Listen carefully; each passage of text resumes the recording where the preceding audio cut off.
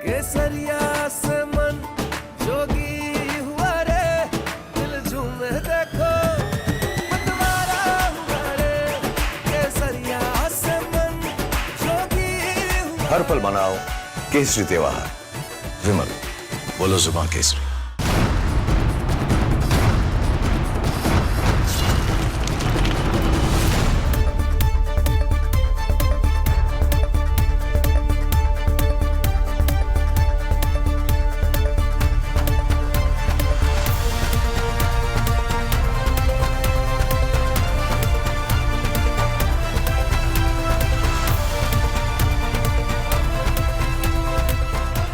नमस्कार, बहुत स्वागत है आपका। आप देख रहे हैं प्रहार, आपके साथ मैं हूं सलोनी श्रीवास्तव अजमेरा। और प्रहार में सबसे पहले बात मध्य प्रदेश की धर्मनगरी उज्जैन की। प्रशासन धार में हालात संभालने में लगा रहा, मुस्तैदी दिखाई दी, अलर्टनेस दिखाई दी, लेकिन 100 किलोमीटर दूर उज्जैन में माहौल बिगड़ गया। उज्जैन में कल बजरंग दल से जुड़े कार्यकर्ता सोहेल ठाकुर पर मुस्लिम समुदाय के कुछ लोगों ने जानलेवा हमला किया। सोहेल ठाकुर पर लोहे की रॉड, चाकू और तलवार से अटैक किया गया। हमले की खबर फैली तो हालात तनावपूर्ण हो गए। हिंदू संगठनों में गुस्सा फूट गया, सड़कों पर आक्रोश दिखा, प्रदर्शन शुरू हुए और अचानक ही जुमे की नमाज के बाद भीड़ एक्टिव हो गई। सांप्रदायिक तनाव में सार्वजनिक संपत्ति को निशाना बनाया गया। करीब 1 दर्जन बसों में तोड़फोड़ हुई, बाजार बंद हुए और पूरा इलाका तनाव की गिरफ्त में आ गया। फिलहाल पुलिस बल तैनात है, हालात काबू में बताए जा रहे हैं, लेकिन तनाव अब भी चरम पर है। खबर के साथ पूरा अपडेट आपको बताएंगे। दूसरी खबर प्रयागराज के उस संगम की है जहां आस्था के नाम पर जो शुरू हुआ था मामला, अब अहंकार और एक दूसरे को नीचा दिखाने का रूप ले चुका है। स्वामी अविमुक्तेश्वरानंद गिरी जिद और गैर जरूरी बयानबाजी को लेकर टकराव की स्थिति पर आ चुके हैं। बग्घी पर बैठकर ही संगम स्नान का हट, साधु के स्वभाव के विपरीत बयानबाजी ने धार्मिक मर्यादा की दीवार को सीधा सियासी अखाड़े में खड़ा कर दिया है। बात केवल स्नान की नहीं रही, सवाल अब सम्मान, अधिकार और प्रभाव का बन गया है। एक तरफ परंपरा और पद की बात हो रही है, दूसरी तरफ शासन और अनुशासन का सवाल खड़ा है। पूरी जानकारी के साथ ये भी बताएंगे कि शंकराचार्य का ये पद मिलता कैसे और कितना कठिन है ये मिलना। तीसरी खबर उस राजनीति की जहां आस्था पर चुप्पी और तुष्टीकरण पर तेजी साफ दिखाई देती है। राहुल गांधी केंद्र सरकार पर सवाल उठाना चाहते थे। मुद्दा था मनरेगा के नाम बदलने वाले कानून का विरोध करना, लेकिन बात जी राम जी पर आकर अटक गई। जी राम जी को जी ग्राम जी बोलना और फिर मुस्कुराना। राहुल के बोलने के अंदाज को देखकर कोई भी अंदाजा लगा सकता है कि जी ग्राम जी क्यों बोला गया और किसे खुश करने के लिए बोला गया। ऐसे में सवाल है कि क्या राहुल गांधी को सच में योजना का नाम नहीं पता, या फिर राम नाम से दूरी की राजनीति ही अब राहुल का मिशन है। पक्ष विपक्ष के क्या तर्क है इस विवाद पर आपको बताएंगे, दिखाएंगे। लेकिन चलिए सबसे पहले बात मध्य प्रदेश के उज्जैन की करने जा रहे हैं, जहां पत्थरबाज गैंग फिर से एक्टिव हो गया है।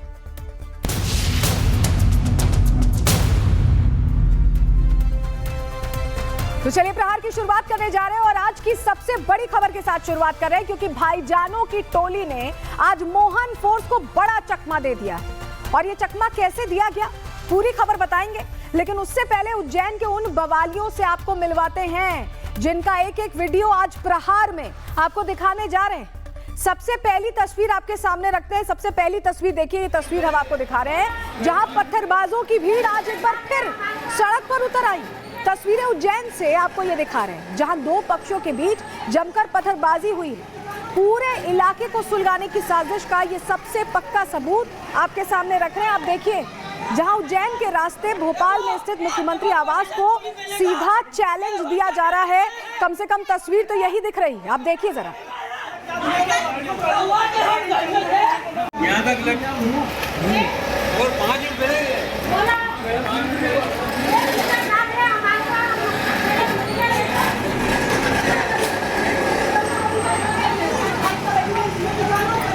देखिए उपद्रवियों ने किस तरह उज्जैन की शांति व्यवस्था के साथ खिलवाड़ किया, आपको तस्वीर हम दिखा रहे हैं। ये तस्वीर देखिए जहां पब्लिक और सरकारी प्रॉपर्टी पर इन उपद्रवियों ने धावा बोल दिया। ये तस्वीरें आज मोहन फोर्स के लिए एक बड़ी चुनौती की तरह है। सब कुछ तोड़ दिया गया, तहस नहस कर दिया गया। आप देखिए कितनी अराजकता फैलाई गई है, आपको हम तस्वीरों में दिखा रहे हैं। ये बस देखिए, पूरा कांच इसका तोड़ दिया गया है, इसको क्षतिग्रस्त कर दिया गया। और सिर्फ ये बस ही नहीं, जो आम लोगों के वाहन खड़े थे जिनका इससे कोई लेना देना नहीं था, उसको भी भारी नुकसान पहुंचाया गया। ये देखिए क्या किस हद तक यहाँ पर अराजकता हुई है, किस हद तक हिंसा हुई है, आपको ये तस्वीरें हम दिखा रहे हैं। जब आगजनी की गई तो कितना नुकसान।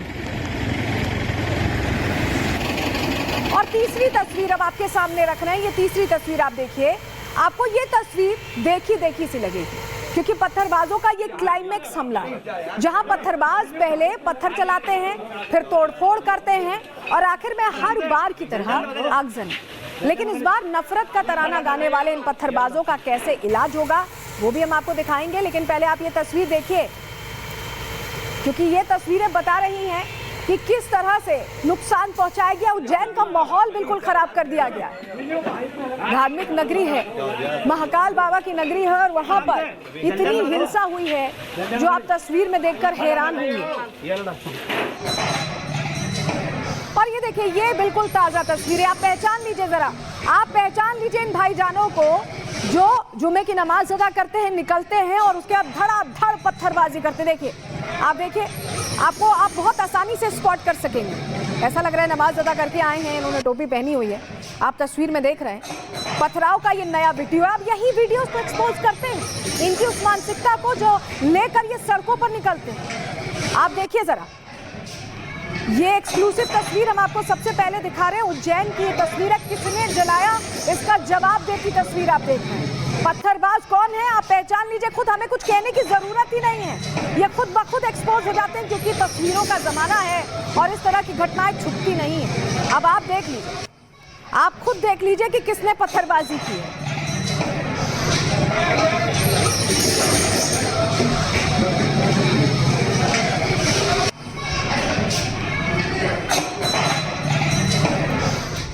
जब हम आपसे कह रहे हैं कि मध्य प्रदेश में दरअसल हालात काबू में रहे, धार को लेकर इनपुट्स थे, धार को लेकर मुस्तैदी थी और हिंसा उज्जैन में भड़क गई, तो ये पूरा घटनाक्रम कैसे हुआ है, जरा ये भी डिटेल आपके सामने रख रहे हैं, जानकारी देते हैं। आप जरा इस नक्शे को देखिए। धार जो 117 किलोमीटर दूर है उज्जैन से, वहां पर गौशाला में आज नमाज भी होनी थी, आज पूजा भी होनी थी, और उसको लेकर सुप्रीम कोर्ट के आदेश के बाद बहुत मुस्तैदी बरती गई, बहुत अलर्टनेस, पूरा प्रशासनिक अमला कमांड सेंटर बना के एक एक कोने की निगरानी कर रहा था, जिससे कहीं कोई गलती ना हो, सब कुछ सौहार्दपूर्ण माहौल में हो जाए। और ऐसा हुआ भी, धार में सब कुछ अच्छे से हो गया। लेकिन किसी को अंदाजा नहीं था कि धार का जो गुस्सा है, धार वाला जो बदला है, वो दरअसल उज्जैन में लेने की तैयारी थी। उज्जैन में भाईजान बेकाबू हो गए, धार में कंट्रोल में रखा गया, नमाज पूजा दोनों साथ में हो गई एक ही जगह पर, सब कुछ प्लानिंग के तहत। लेकिन किसी को अंदाजा नहीं था कि 117 किलोमीटर दूर उज्जैन में पत्थरबाजी वाली साजिश रची जा रही थी, तैयारी की जा रही थी। और यहां पर जब घटना हुई तो आपाधापी की स्थिति हो गई और उसके बाद मोहन फोर्स एक्टिव हुई और किसी तरह बचाने की कोशिश की गई, पूरे माहौल को तनावपूर्ण हालातों से निकालने की कोशिश की गई। अभी भी फोर्स वहां पर एक्टिव है। लेकिन ये जो सब कुछ हुआ है उसको लेकर जिनका नुकसान हुआ है, जिन्होंने ये सब कुछ देखा है, उनका क्या कहना है? सुहेल ठाकुर, उनको चोटिल किया गया और उनको पहले मारा गया और उसके बाद जब उनके विरोध में लोग सड़कों पर उतरे तब ये हिंसा भड़की। तो सुहेल ठाकुर इस पूरे घटनाक्रम के बाद क्या कह रहे हैं, उन्हें सुनिए। 10-15 लड़के आए, मुस्लिम लड़के, उन्होंने मेरे डायरेक्ट आके राड़ की माथे में दी, जिससे मेरे को चक्कर आए, मैं बेहोश हुआ। फिर मेरे भाई उन्होंने थोड़े 2-4 आए, उनके पास में हथियार, चाकू वाकू वगैरह भी थे, तो मेरे भाई आए, उनको देख के वो भागे वहां से। फिर उसके बाद में उन्होंने मेरे को इसलिए मारा क्योंकि पहले मैंने लव जिहाद के केस वेस थोड़े पकड़े हुए थे और कल बसंत पंचमी का कार्यक्रम था, इस कारण मेरे को पहले से मेरे को टारगेट में कर रहे थे और मारने की प्लानिंग उनकी बहुत पहले से मेरे को बनाई गई थी। देखिए, सुहेल ठाकुर का साफ कहना है कि उसके साथ कुछ मुस्लिम पक्ष के लोगों ने मारपीट की है। अब इसी बात का विरोध करने के लिए हिंदू संगठन के लोग सड़कों पर उतर आए, उपद्रव मचाने की भी कोशिश हुई। पुलिस इन्हें आसानी से काबू कर सकती थी, लेकिन इस लड़ाई में बात तब बिगड़ी जब दूसरे पक्ष के लोग भी उतर आए सड़कों पर, और फिर वही हुआ जिसका डर था। मतलब एक तरफ पूरी मेहनत करने के बाद मोहन फोर्स के हाथ ये लगा कि शांति व्यवस्था बनी रहे, लेकिन उज्जैन में ये शांति भंग हो गई। धार पर मोहन यादव की पुलिस पूरी मुस्तैदी के साथ लगी रही, लेकिन पत्थरबाजों की भीड़ ने उज्जैन में मौका ढूंढ निकाला और हर बार की तरह पत्थरबाजी की गई। आपको 2 तस्वीरों के जरिए पूरी कहानी जरा समझा रहे हैं। धार में कैसे पूरी नजर थी और उससे 117 किलोमीटर दूर उज्जैन में कैसे बवाल मचा। आप दोनों चीजों को देखिए और समझिए, ऐसा लग रहा है कि ये उसी की कसक थी जो पूरी की गई है क्या?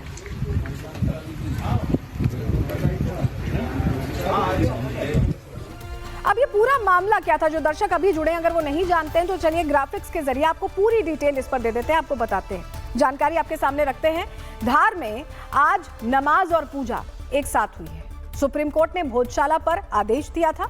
सुबह से ही धार में भारी पुलिस फोर्स की तैनाती थी और बहुत ज्यादा एक्टिवनेस देखी गई। पूरे इलाके को छावनी में तब्दील कर दिया गया था। एहतियातन किसी तरह की हिंसा ना हो, इसका बहुत विशेष ख्याल रखा गया। धार में शांति बनी रहे, लेकिन उज्जैन में शांति नहीं रह पाई। उज्जैन में हिंसा हो गई। उज्जैन जिले में एक हिंदूवादी नेता की पिटाई होती है पहले, और घटना के बाद माहौल तनावपूर्ण हो गया। आक्रोशित भीड़ ने थाने का घेराव किया। दुकानों के साथ ही वाहनों में भी तोड़फोड़ की गई। दूसरे पक्ष के लोग भी मौके पर जुट गए और दोनों पक्षों में जमकर पथराव हुआ। आर पार की जंग शुरू हो गई। सूचना मिलते ही पुलिस प्रशासन भी एक्टिव हुआ। बड़ी संख्या में पुलिसकर्मी मौके पर पहुंचे और तब जाकर हालातों को नियंत्रण में लिया जा सका। देखिए, पुलिस का कहना है कि उज्जैन में स्थिति पर काबू पा लिया गया और हिंसा करने वालों की पहचान भी की जा रही है। तो वहीं धार में पुलिस भाईजानों को कंट्रोल करने में सफल रही है और वहां शांति के साथ नमाज भी अदा की गई। ग्राउंड से हमारे सहयोगी की आपको रिपोर्ट दिखा रहे हैं।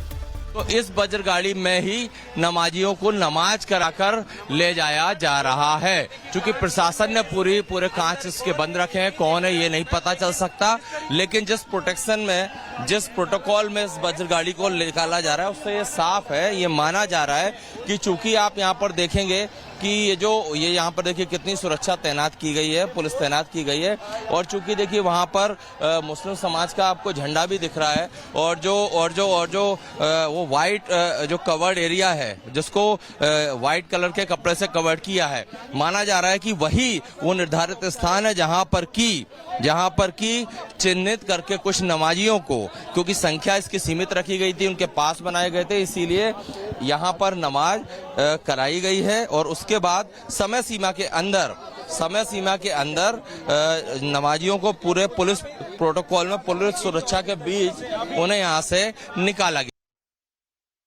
और देखिए, इस वक्त बड़ी जानकारी जो उज्जैन से हमें मिल रही है वो जानकारी हम आपके सामने रख रहे हैं। उज्जैन बवाल पर एसएसपी का बयान आ गया। उन्होंने बताया है कि 15 लोगों को हिरासत में लिया गया।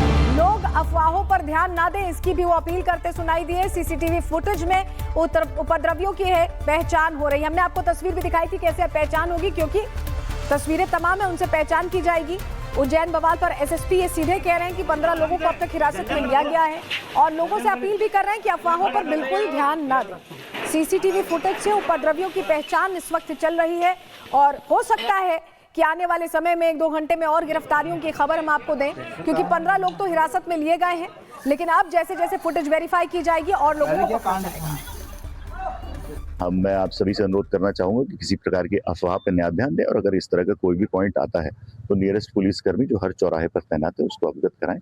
उसके बावजूद जिस पे भी लोगों के इस तरह की शंकाएं हैं उसके लिए हमारे लगातार पेट्रोलिंग वाहन, सभी अधिकारी कर्मचारी लगातार बलवा ड्रिल की सामग्री के साथ फ्लैग मार्च कर रहे हैं, और ऐसे जितने भी पॉइंट्स हैं अफवाहें उनको मॉनिटर किया जा रहा है। 15 से ज्यादा लोगों को ऑलरेडी हम लोगों ने हिरासत में ले लिया। बाकी हमारी एक टीम सीसीटीवी फुटेज देख रही है। अगर कोई और बदमाशी करता पाया जाता है तो उसको भी चिन्हित किया जाकर उसके खिलाफ कार्रवाई की जाए। देखिए, भोजशाला में तो सब कुछ ठीक था, लेकिन पत्थरबाजों के उतावलेपन का अल्टीमेट इलाज क्या है, आज इस पर भी सोचना होगा। और सीएम मोहन यादव को भी समझना होगा कि पत्थरबाजों पर पार्ट टाइम कार्रवाई से कुछ नहीं होगा, बल्कि इन पत्थरबाजों का माकूल इलाज बहुत जरूरी है। और देखिए, इसका उदाहरण आप उत्तर प्रदेश से ले सकते हैं। उत्तर प्रदेश में योगी आदित्यनाथ वाला जो फॉर्मूला है ना, वो बहुत हिट है। बुलडोजर मॉडल हिट है, हाफ एनकाउंटर हिट है, और उसी का नतीजा है कि उत्तर प्रदेश में अपराधी बहुत थर-थर कांपते हैं। वही वाला मॉडल शायद अब मध्य प्रदेश में लागू होना चाहिए, ऐसी मांग भी तेज हो गई है। इसी से जुड़ी रिपोर्ट देखिए।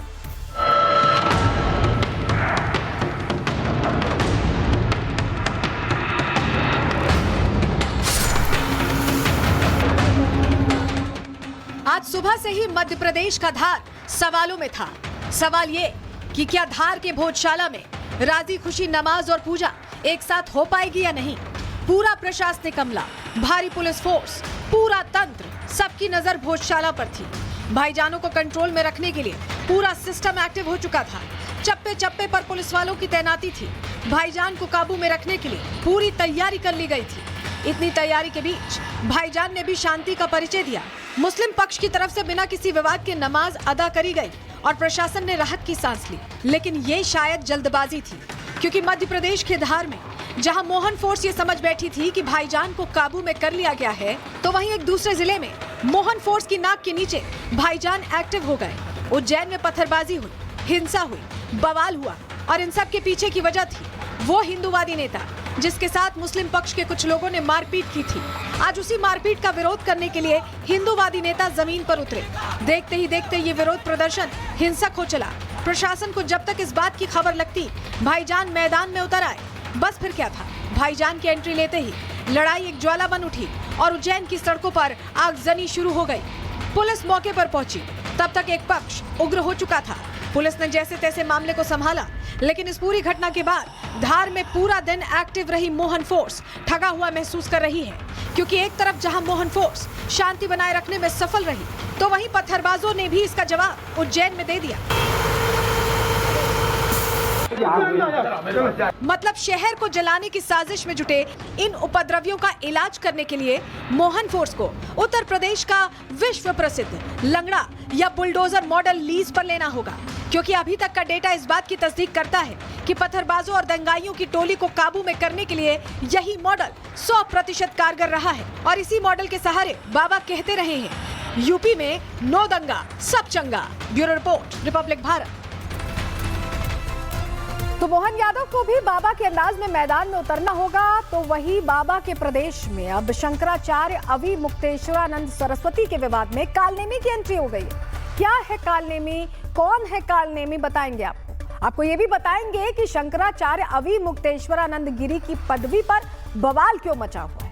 लेकिन सबसे पहले आप जरा ये तस्वीर देखिए। बसंत पंचमी के मौके पर संगम में आस्था की डुबकी लगाते आपको श्रद्धालुओं का जोश दिख रहा है। इस तस्वीर में इतनी भीषण ठंड में लाखों लोग संगम में माघ मेले में गंगा, यमुना और सरस्वती के संगम में स्नान करने पहुंचे हैं। उनकी आस्था दिखा। रास्ते पर खड़े ना होंगे, अनावश्यक बातें ना करें।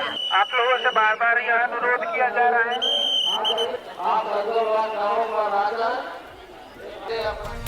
तो सनातन के उत्थान की तस्वीरें आपने देखी। अब सनातन के सबसे बड़े पदों में से एक शंकराचार्य के पद पर बैठे स्वामी अवि मुक्तेश्वरानंद गिरी को सुनिए। माघ मेले में रोके जाने के बाद से उनका पारा इस कदर चढ़ गया कि वो मुख्यमंत्री योगी पर सीधे अटैक पर उतर आए हैं। उनको सुनिए पहले। हमको अटकल लगाने की क्या जरूरत है? कालनेमी कह करके उन्होंने संबोधित किया है कि कुछ लोग हैं जो कालनेमी बने हुए हैं और सनातन धर्म को क्षति पहुंचा रहे हैं। इन लोगों ने कहा कि हम तो हिंदू पार्टी हैं, इन लोगों ने कहा हम तो गौ भक्त हैं, गौ रक्षा करेंगे। अब 12 साल से सत्ता में हैं, लगातार बहुमत की सत्ता में गौ रक्षा नहीं कर रहे हैं, तो मतलब हैं कुछ और कहा कुछ और, दिखाया कुछ और, तो कालनेमी कौन हुआ? हम तो जो हैं वही दिखा रहे हैं। तो इसलिए कालनेमी की परिभाषा अगर आपने शब्द का प्रयोग किया है तो वो जाननी पड़ेगी, और जैसे ही परिभाषा जानेंगे वो आप ही के ऊपर लागू हो जाएगी। शंकराचार्य का आरोप है कि इस विवाद की शुरुआत सीएम योगी आदित्यनाथ ने की थी। हालांकि योगी आदित्यनाथ ने ना तो किसी का नाम लिया था और ना ही किसी पर उंगली उठाई थी। क्या कहा था योगी आदित्यनाथ ने, उन्हें भी सुन लीजिए। योगी के लिए, एक सन्यासी के लिए, एक संत के लिए धर्म और राष्ट्र से बढ़कर के कुछ नहीं हो सकता। यही उसके जीवन का ध्येय होना चाहिए। उसकी व्यक्तिगत प्रॉपर्टी कुछ नहीं होती, धर्म ही उसकी प्रॉपर्टी है, राष्ट्र ही उसका स्वाभिमान है।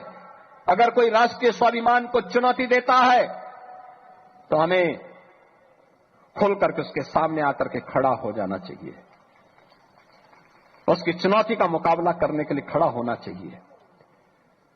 कोई धर्म के खिलाफ आचरण करता है, क्योंकि ऐसे तमाम कालनेमी होंगे जो धर्म की आड़ में सनातन धर्म को कमजोर करने की साजिश रच रहे होंगे। हमें उनसे सावधान होना होगा, उनसे सतर्क रहना होगा। अगर हम सतर्क हैं तो कोई आने वाले समय में हमारी जो यात्रा चल रही है, आज भारत एक नई आभा के साथ आगे बढ़ रहा है। देख रहे हैं ना, दुनिया में जब हलचल है, अराजकता है, अव्यवस्था है, लोग लड़ रहे हैं आपस में, तब भारत एक शानदार यात्रा के साथ आगे बढ़ रहा है। तो मुख्यमंत्री योगी और अभी मुक्तेश्वरानंद गिरी दोनों ही एक दूसरे को कालनेमी बता रहे हैं। अब सवाल है कि आखिर ये कालनेमी क्या है, कौन है? तो चलिए आपको ये काम हम आसान कर देते हैं, ग्राफिक्स के जरिए कालनेमी कौन है आपको बता देते हैं। तो देखिए, कालनेमी असल में रावण के मामा मारीच का बेटा था। वो एक मायावी राक्षस था जो बहरूपिया था, मतलब कोई भी रूप रख लेता था वो। जब लक्ष्मण के प्राण बचाने के लिए हनुमान जी संजीवनी बूटी लेकर आ रहे थे तो उनका रास्ता रोकने के लिए रावण ने कालनेमी को ही भेजा था। कालनेमी ने एक संत का रूप धरकर पूरा आश्रम बनाया और हनुमान जी को अपने आश्रम में विश्राम करने के लिए रोक लिया था। उसी कालनेमी के बनाए सरोवर में जब हनुमान जी ने स्नान किया तो मगरमच्छ का रूप लेकर एक राक्षस ने उन पर हमला बोला था।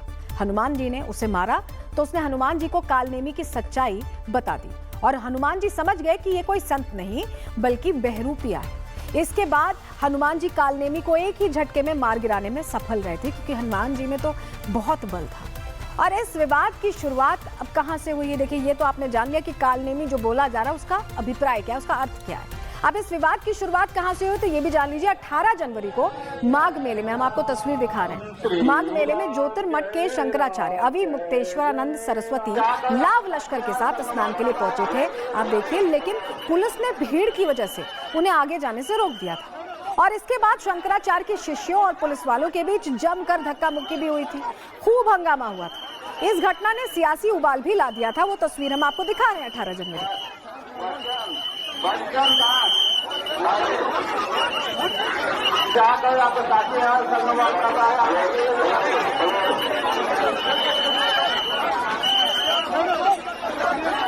इस घटना के बाद शंकराचार्य के बगैर संगम स्नान के लिए उन्हें लौटना पड़ा, बिना संगम स्नान के उन्हें लौटना पड़ा और वो अपने कैंप के बाहर धरने पर बैठ गए।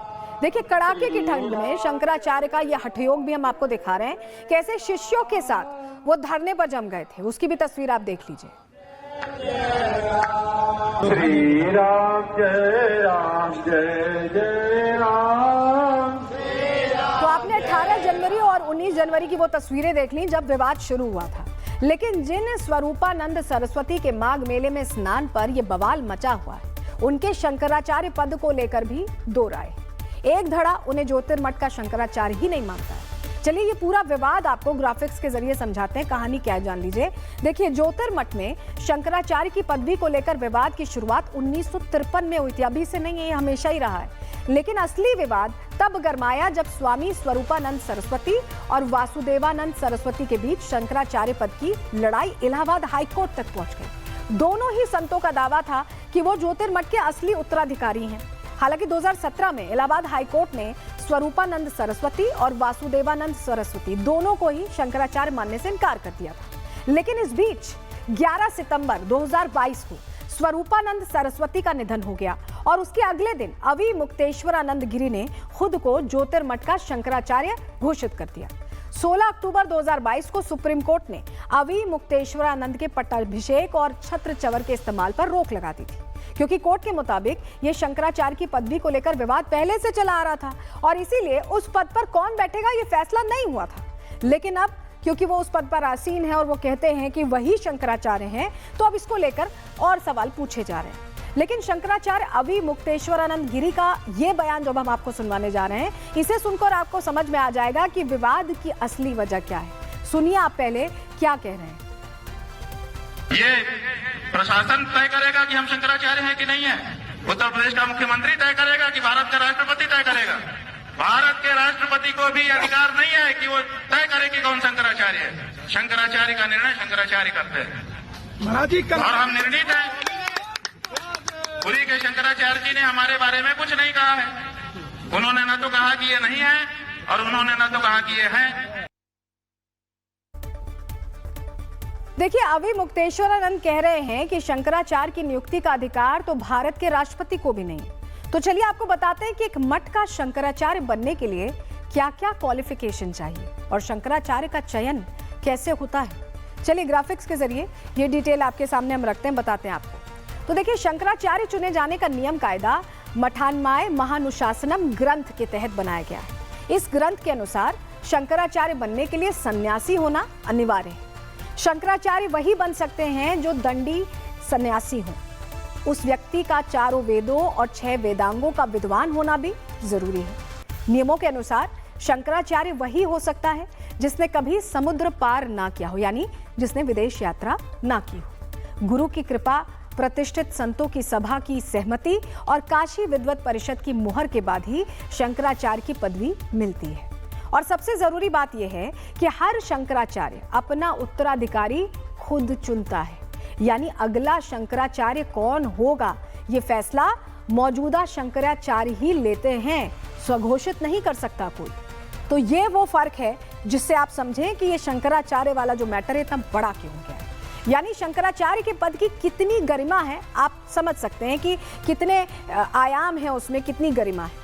खैर, जब माघ मेले में ये विवाद उपजा तो उसे शांत कराने के लिए उत्तर प्रदेश के डिप्टी सीएम केशव प्रसाद मौर्य आगे आए। उन्होंने अविमुक्तेश्वरानंद सरस्वती जी को संगम में स्नान का आमंत्रण दिया। बाकायदा उन्होंने बोला, सुनिए आप। जिन लोगों ने भी किया है उसकी जांच करके, जो उनकी जांच करके, जो भी किसी भी पूज्य संत आचार्य को, शंकराचार्य जी को, किसी भी संत का भी अनादर हमारे यहाँ करने का वो नहीं है। अगर कोई ऐसा किया होगा जांच करके कार्रवाई करेंगे। लेकिन अभी पहला ये है, भगवान शंकराचार्य जी के चरणों में प्रार्थना करता हूँ कि वो अपना जो भी विरोध है उसको समाप्त करके संगम स्नान करके मेले। देखिए, इसके बाद ये विवाद खत्म हो जाना चाहिए था, लेकिन शंकराचार्य अविमुक्तेश्वरानंद सरस्वती ने इसे फिर से हवा दे दी।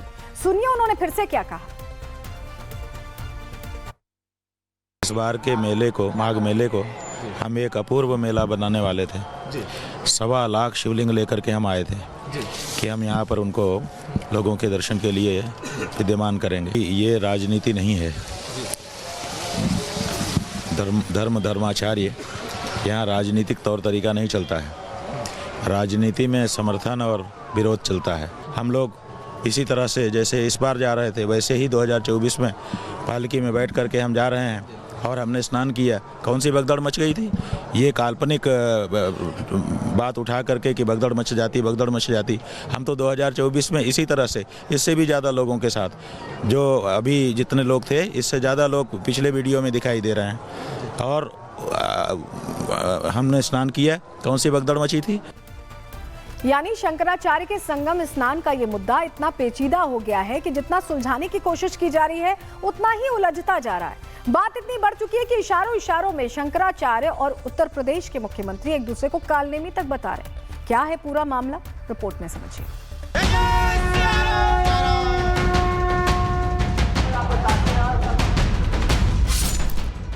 सनातन संप्रदाय में संत का मूल गुण ये बताया गया है कि ना तो सम्मान का मोह, ना ही अपमान का भय। लेकिन ज्योतिर्मठ के शंकराचार्य स्वामी अविमुक्तेश्वरानंद सरस्वती के ये तीखे बोल संत की उस परिभाषा से मेल नहीं खा रहे। वो शंकराचार्य जिनके हाथ में धर्म ध्वजा को संभालने की जिम्मेदारी है, वो सम्मान न मिलने का आरोप लगाकर राजनीतिक बयानबाजी कर रहे हैं। संगम में लगे माघ मेले में शंकराचार्य को रोकने जाने का मामला इतना बढ़ गया कि बात कालनेमी तक पहुंच गई।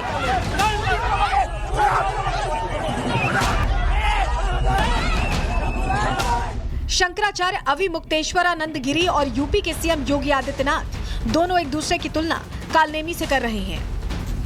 हैं कुछ और कहा कुछ और, दिखाया कुछ और, तो कालनेमी कौन हुआ? हम तो जो हैं वही दिखा रहे हैं। इसलिए कालनेमी की परिभाषा अगर आपने शब्द का प्रयोग किया है तो वो जाननी पड़ेगी, और जैसे ही परिभाषा जानेंगे वो आप ही के ऊपर लागू हो जाएगी। कोई धर्म के खिलाफ आचरण करता है, क्योंकि ऐसे तमाम कालनेमी होंगे जो धर्म की आड़ में सनातन धर्म को कमजोर करने की साजिश रच रहे होंगे। हमें उनसे सावधान होना होगा। एक तरफ ज्योतिर्मठ के शंकराचार्य हैं, तो दूसरी तरफ गोरक्षपीठ के पीठाधीश्वर, सनातन के दो जाने माने चेहरे एक दूसरे को इशारों में सनातन का बहरूपिया बता रहे हैं। इस लड़ाई में विपक्ष ने भी मिर्च मसाला लगाने का मौका नहीं छोड़ा। अखिलेश यादव ने सोशल मीडिया पर शंकराचार्य का पक्ष लेते हुए योगी सरकार पर निशाना साधा। कई और नेताओं ने भी इस मुद्दे को हवा दी, योगी सरकार को निशाने पर लिया। लेकिन यूपी सरकार ससम्मान शंकराचार्य अविमुक्तेश्वरानंद गिरी को स्नान के लिए आमंत्रित कर रही है। खुद डिप्टी सीएम ने उन्हें स्नान का न्योता दिया। लेकिन शंकराचार्य अविमुक्तेश्वरानंद के तेवर नहीं कम हुए। हम लोग इसी तरह से जैसे इस बार जा रहे थे वैसे ही 2024 में पालकी में बैठ करके हम जा रहे हैं और हमने स्नान किया। कौन सी भगदड़ मच गई थी? ये काल्पनिक बात उठा करके कि भगदड़ मच जाती। सुना आपने, पैदल चलने से शंकराचार्य का सम्मान घट जाएगा। ये कहना है खुद को ज्योतिर्मठ के शंकराचार्य बताने वाले अविमुक्त, जबकि आदि गुरु शंकराचार्य का वो अद्वैत जिसमें संत की पहली शर्त ही त्याग है, उसी अद्वैत के प्रचार प्रसार की जिम्मेदारी इन शंकराचार्यों पर है। लेकिन पिछले कुछ घटनाक्रम देखकर लगता है कि सनातन और सियासत की एक खींचतान सनातनियों के मन को दुखी कर रही है। Bureau report, Republic Bharat. देखिए, उत्तर प्रदेश में शंकराचार्य पर जारी सियासत का हल आज नहीं तो कल निकल ही जाएगा, लेकिन राहुल गांधी के विचारों का हल क्या है, ये आज बड़ा सवाल है। क्योंकि राहुल गांधी पर एक बार फिर से भगवान श्री राम से दूरी बनाने के आरोप लग रहे हैं और साथ ही आरोप लग रहे हैं कि वो सनातन का माहौल बना रहे हैं। हुआ क्या है बताते हैं, पूरी खबर आपके सामने रखते हैं, लेकिन सबसे पहले आप ये तस्वीर देख लीजिए, जहां अंग्रेजी कैलेंडर के हिसाब से अब अयोध्या में राम मंदिर की प्राण प्रतिष्ठा को 2 साल का वक्त पूरा हो चुका है। वहीं पंचांग के अनुसार प्राण प्रतिष्ठा को 2 वर्ष बीते दिसंबर में ही पूरे हो चुके हैं। लेकिन भगवान श्री राम का भाव आज हर सनातनी के दिल में कैसे फिर से उमड़ रहा है, आपको जरा तस्वीर दिखा रहे हैं।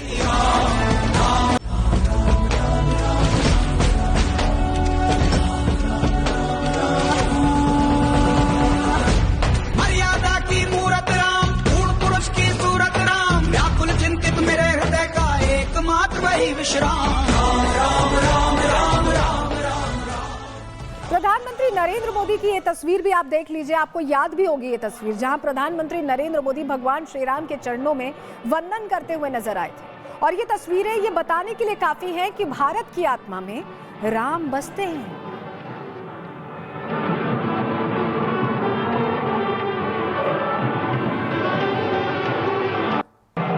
और देखिए, ये तस्वीरें देखने के बाद आप समझिए यही वजह है कि अयोध्या में बने श्री राम मंदिर ने सारे वैश्विक रिकॉर्ड्स को ध्वस्त कर दिया है। पूरी डिटेल्स आपको देते हैं, ग्राफिक्स के जरिए बताते हैं कैसे रिकॉर्ड्स टूट चुके हैं।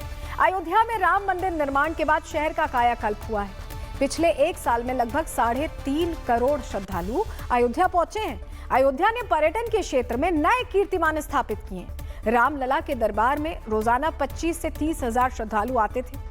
मंदिर में प्राण प्रतिष्ठा के बाद ये संख्या बढ़कर 80,000 तक पहुंच गई। आप फर्क देख रहे हैं। त्योहार पर तो ये संख्या 1.5 से 2 लाख तक पहुंच जाती। नए साल में भी ऐसा ही हुआ था।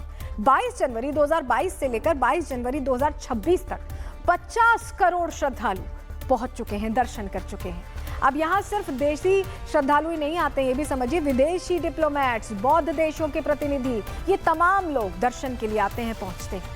पिछले साल जनवरी से जून के बीच ही करीब 23 करोड़ श्रद्धालु पहुंचे। यहाँ रोजगार के अवसर भी करीब 5 गुना बढ़े। अब इतने लोग पहुंचेंगे तो रोजगार के अवसर तो होंगे ही। अयोध्या अभी अकेले लगभग 1.5% तक यूपी की जीडीपी में योगदान कर रही है। भक्तों ने 373 करोड़ रुपए, 20 किलो सोना और 13 क्विंटल चांदी दान में दी है। तो ये तो हमने आपको बताया कि कैसे कितने सारे कीर्तिमान रचे गए। इन आंकड़ों से आप राम जी की शक्ति का एहसास कर सकते हैं। लेकिन एक साल तो ये भी है जब 50 करोड़ से ज्यादा लोग प्रभु श्री राम के दर्शन करने अयोध्या पहुंचे। तो हमारे देश के कुछ नेता ऐसे भी हैं जो सिर्फ अपनी सियासत के चलते भगवान श्री राम के दर्शन करने प्राण प्रतिष्ठा के बाद गए ही नहीं। ये चेहरे आप पहचान लीजिए। ये वही नेता हैं जो राम मंदिर से दूरी बनाए रहते हैं। आप तस्वीरों में देखिए, इन्हें भगवान राम का नाम लेने से ऐसा लगता है दिक्कत है, उनकी आराधना करने से दिक्कत है। प्रभु श्री राम के मंदिर से दूरी बनाने वाले नेताओं के नाम क्या हैं, वो भी आपको एक बार क्लियर करके बता देते हैं, जिससे कि आपको याद रहे। पहला नाम है राहुल गांधी, दूसरा नाम है सोनिया गांधी। मल्लिकार्जुन खड़गे भी अब तक दर्शन के लिए नहीं पहुंचे। ममता बनर्जी भी नहीं पहुंची। अखिलेश यादव तो बगल में ही रहते हैं, फिर भी नहीं पहुंचे। तेजस्वी यादव भी बहुत दूर नहीं, पड़ोसी राज्य में रहते हैं, फिर भी नहीं पहुंचे। तो ये आप समझिए, ये वो नेता हैं जो पहुंचे ही नहीं। राहुल गांधी को लेकर समय समय पर खबरें आती रही हैं कि वो अब आएंगे, तब आएंगे, लेकिन अब तो खुद उनकी पार्टी के छोटे कार्यकर्ता की तरफ से आवाज आने लगी है कि राहुल गांधी मंदिर तो जाएंगे, लेकिन तारीख क्या है वो शायद नहीं बताएंगे। क्योंकि आज एक बार फिर इस बात के कयास लगाए जा रहे थे कि राहुल आज राम मंदिर जा सकते हैं, लेकिन वो आज एक बार फिर राम मंदिर नहीं गए। तो आप समझ रहे हैं अब राहुल राम मंदिर से किस तरह दूरी बनाते हैं, ग्राफिक्स के जरिए आपको जरा बताते हैं, थोड़ी डिटेल इस पे जरूरी है क्योंकि इसका एक लंबा चौड़ा बही खाता हमारे पास है। राहुल गांधी अयोध्या में राम मंदिर के दर्शन करने नहीं जा पाएंगे। पहले से तय कार्यक्रमों के कारण राम मंदिर नहीं जाएंगे कहा गया। कांग्रेस ने इसे बीजेपी की तरफ से फैलाया जा रहा प्रोपेगेंडा बताया। राहुल का राम मंदिर जाने का कोई प्लान कभी फाइनल नहीं हुआ, यह भी कहा गया। कांग्रेस का कहना है कि इसलिए वो मंदिर नहीं जा रहे, जैसे बयान गलत है, वो मंदिर नहीं जा रहे, इस तरह के बयान सही नहीं है। बताया गया कि आज पार्टी की महत्वपूर्ण मीटिंग तय है जिसमें राहुल गांधी केरल के कांग्रेस नेताओं के साथ बैठकर बैठक करेंगे। कांग्रेस सूत्रों ने कहा कि राहुल गांधी पूरे देश के मंदिर में जा चुके हैं। बीजेपी अगर चाहे तो गूगल से उनकी तस्वीरें निकाल सकती है। कांग्रेस ये भी कह रही है, कांग्रेस का कहना है कि उन्हें बीजेपी से किसी सर्टिफिकेट की जरूरत नहीं है। राहुल की आस्था और कार्यशैली पर सवाल उठाना सिर्फ राजनीतिक हमला है, ये भी कहा गया। लेकिन सवाल यही है कि राहुल मंदिर जाएंगे लेकिन तारीख नहीं बताएंगे क्योंकि वो तो कहते रहते हैं। अब देखिए, अब राहुल गांधी राम मंदिर से तो दूरी बना रहे हैं लेकिन वो इफ्तार पार्टियों में कितनी खुशी के साथ जाते दिखते हैं, आप जरा ये तस्वीर देख लीजिए। बीते साल मार्च के महीने में राहुल गांधी विपक्ष के बाकी नेताओं के साथ इमरान प्रतापगढ़ी की इफ्तार पार्टी में पहुंचे। ये उसी की तस्वीर है। मतलब वहां के लिए तो राहुल गांधी ने समय निकाल लिया लेकिन भगवान राम के दर्शन पूजन से वो बचते रहते हैं।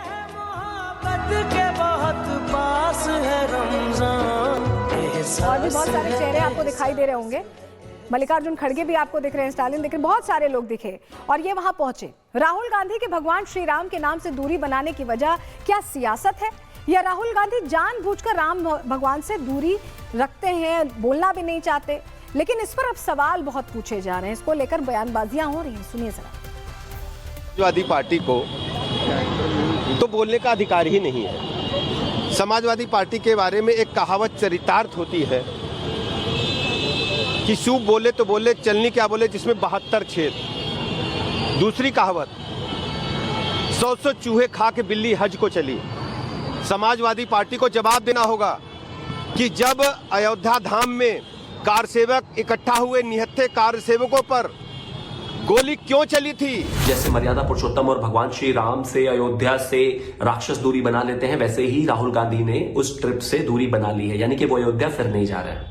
कमाल की बात है, इतनी नफरत तो अयोध्या और मर्यादा पुरुषोत्तम भगवान श्री राम से शायद राक्षसों को भी नहीं रही होगी जितनी कांग्रेस को है। तो मैं तो कहता हूं जो अपने आप को मूर्खता के कारण से, अज्ञान के कारण से सनातनी नहीं मानते, उनको भी सोचना चाहिए आज तुम्हारे मजहब बदल गए लेकिन अपने पूर्वजों और पूर्वजों की मूल जो प्रकृति और मूल संस्कृति है उसको आप कैसे बदल सकते हो? इसलिए पूजा पाठ चाहे आपके बदल गए हो, आप भी मूलतः सनातनी हैं। भगवान राम में हम लोग आस्था रखते हैं और सनातन धर्म को हम मानने वाले लोग। राहुल गांधी राम मंदिर में विजिट कर, हाँ तो विजिट करें। राम मंदिर तो उनको जाना चाहिए, राम मंदिर उनको तेजी से जाना चाहिए। फटफटी कम चलाएं और राम मंदिर जाएं।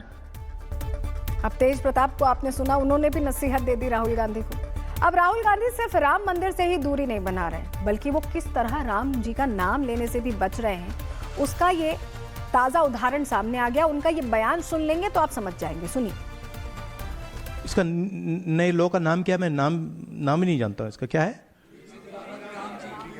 जी ग्राम जी क्या है? ग्राम जी पता नहीं क्या। अब राहुल गांधी के इन विचारों को लेकर अब हमारे देखिए दो ही सवाल हैं, सिर्फ दो सवाल हैं जो हमें लगता है कि जरूरी हैं पूछने।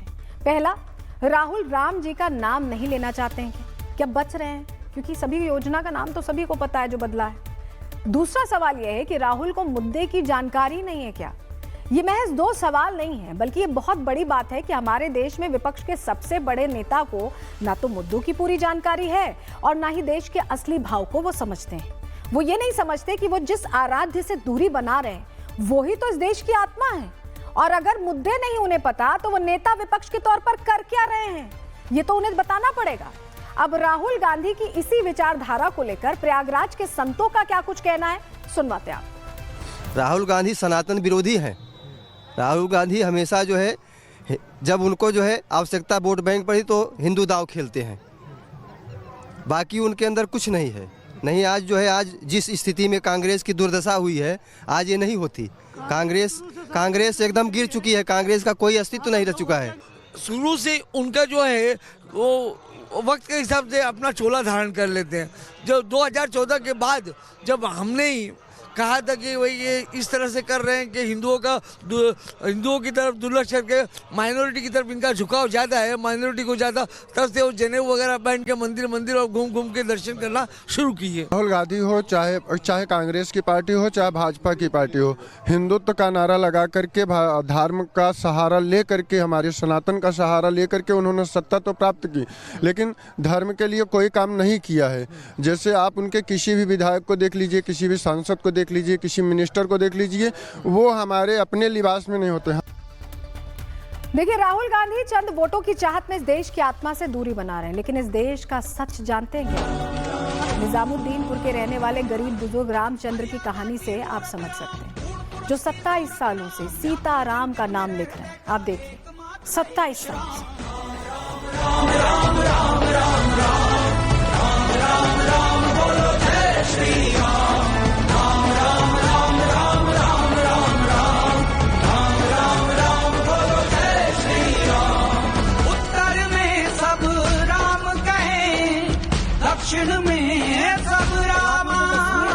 निजामुद्दीनपुर की है और ये रामचंद्र हैं जो 27 सालों से सीताराम लिख रहे हैं और 60 लाख बार लिख चुके हैं। राहुल गांधी आज राम के नाम से खुद को दूर रखना चाहते हैं।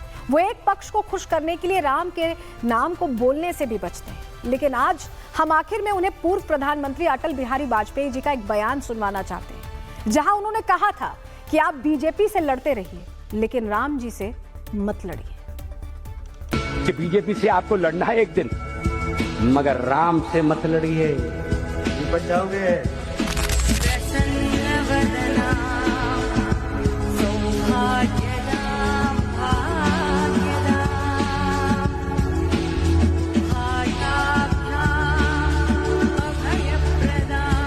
कि बीजेपी से आपको लड़ना है एक दिन, मगर राम से मत लड़िए, बच जाओगे।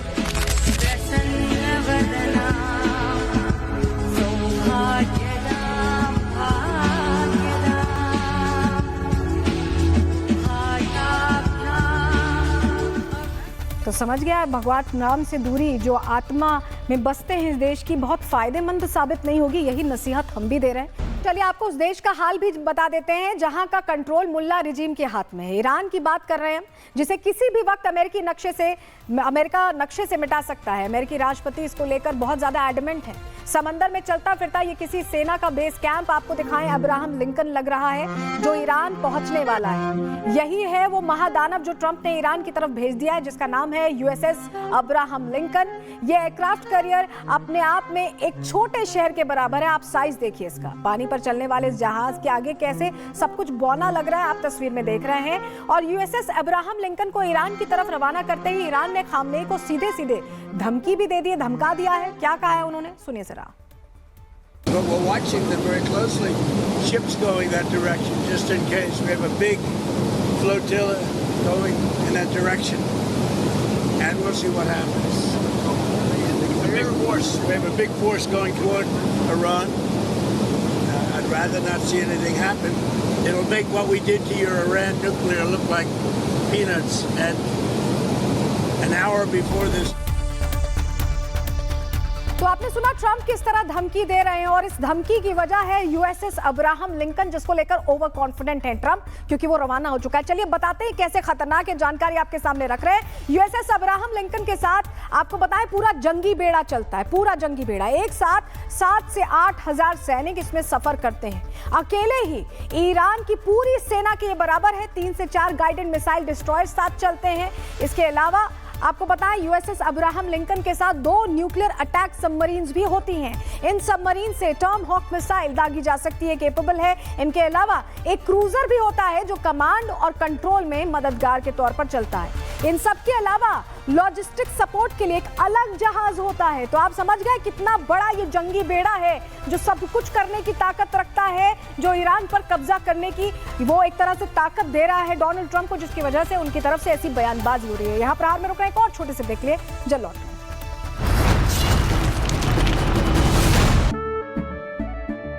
केसरिया से मन जोगी हुआ रे, दिल झूमे देखो मतवारा हुआ रे, हर पल मनाओ केसरी त्योहार। विमल, बोलो जुबान केसरी।